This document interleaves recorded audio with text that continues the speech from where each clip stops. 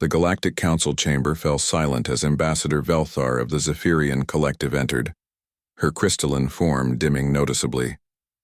The other delegates, representatives from 47 different species spanning 3 galactic arms, waited with anticipation. For 2 standard years, the Zephyrians had been conducting the most comprehensive psychological study ever undertaken on a newly discovered, sapient species: humanity.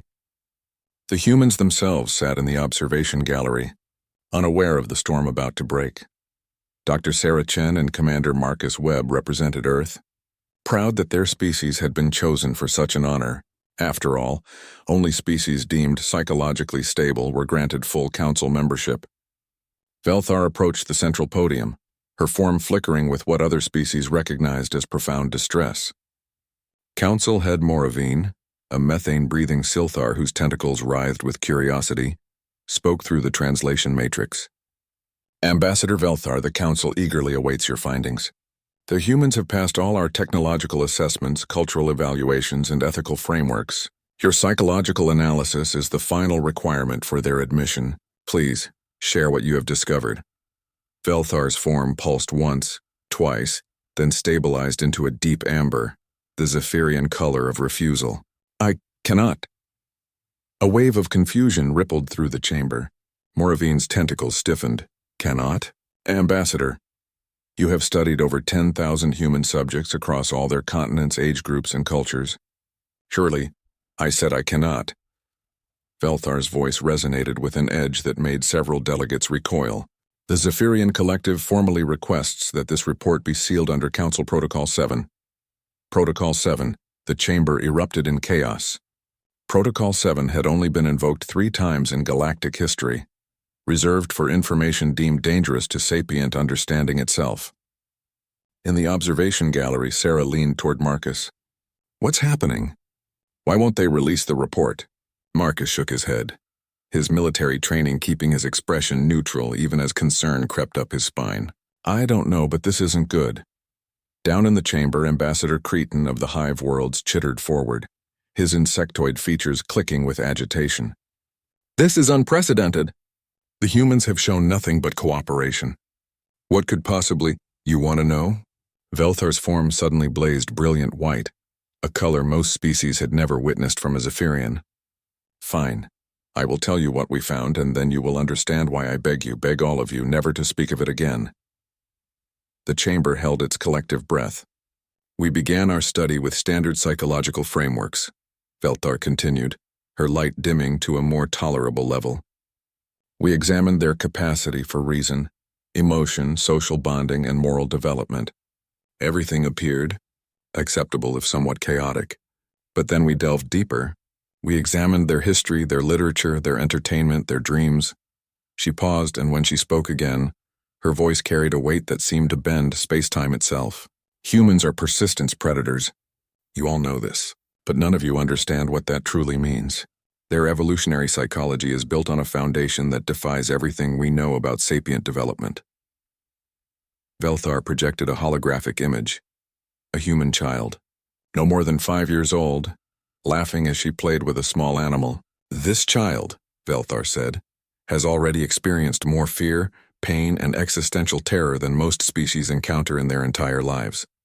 Yet she laughs. Humans are born knowing they will die. They watch their loved ones age and perish. They live with the certainty of their own extinction from the moment they develop self-awareness. And yet, the image shifted, showing humans engaged in various activities, creating art, building cities, exploring space, helping strangers. They continue, not despite their knowledge of death, but because of it. Every major human civilization has built monuments, created art, and developed philosophies specifically to cope with mortality. They have transformed their greatest source of terror into their primary motivation. Ambassador Grell of the Titanium Federation, whose species had achieved biological immortality millennia ago, spoke up. Surely this is not so unusual. Many species must confront— No, Velthar cut him off. You don't understand. We examined human psychology under stress scenarios. Do you know what happens when you corner most sapient species?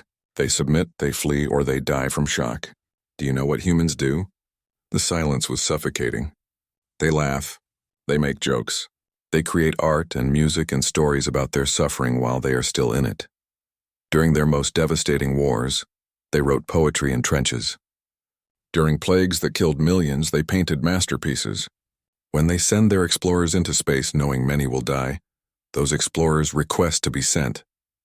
Velthar's form began cycling through colors rapidly, a sign of deep psychological distress in her species. But here is what truly terrifies me. Humans have a concept they call spite. When pushed to their absolute limits, when all hope is lost, when death is certain, they don't just fight back.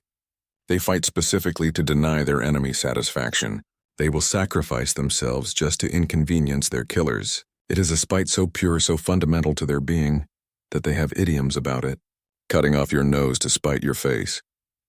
Burning bridges. They know it is irrational. They teach their children it is wrong. And yet, in the moment of truth, it emerges. She turned to face the human observers directly. We ran simulations, psychological models of various scenarios. First contact conflicts, resource wars, existential threats. In every scenario where humans face extinction, the psychological models break down. They do not behave like any other sapient species. They do not surrender even when surrender is logical. They do not despair even when hope is gone. Instead, they become more dangerous, more unpredictable, more creative in their resistance. Moravine's voice was barely a whisper through the translator. What are you saying, Ambassador? I am saying that humans are the psychological equivalent of a stellar anomaly. They should not exist. A species that finds motivation in mortality, strength in suffering, and creativity in crisis should have destroyed itself long before achieving spaceflight. But they didn't. They thrived. Velthar's form finally settled into a deep blue, the color of fear. I am saying that if we admit them to the Council, we must acknowledge that we do not understand consciousness itself as well as we thought. I am saying that the universe has produced a species that weaponizes hope, that treats impossibility as a challenge rather than a boundary, that literally cannot be broken because breaking only makes them adapt. She looked around the chamber at the assembled species, all of whom had built their civilizations on logic, on predictability, on the assumption that sapient beings would behave rationally when faced with ultimate threats. I refuse to publish this report because once the galaxy knows what humans truly are, once they understand the implications, everything changes. Every war, every negotiation, every interaction will be colored by the knowledge that somewhere out there is a species that greets oblivion with laughter and spite. The chamber remained silent for a long moment. Then slowly, one by one, the delegates began to glow, shimmer, or signal their agreement. The vote was unanimous. Protocol 7 was invoked. In the observation gallery, Sarah and Marcus watched as their application for council membership was quietly approved without discussion, pushed through on an emergency vote. No explanation was given. No report was published.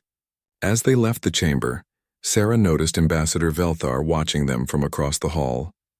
The Zephyrian's form had turned a color Sarah had never seen in any of the xenopsychology texts, a pale, shimmering silver.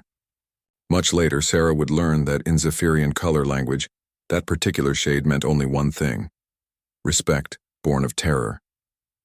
But for now, humanity had been welcomed into the Galactic Council and no one would speak of why.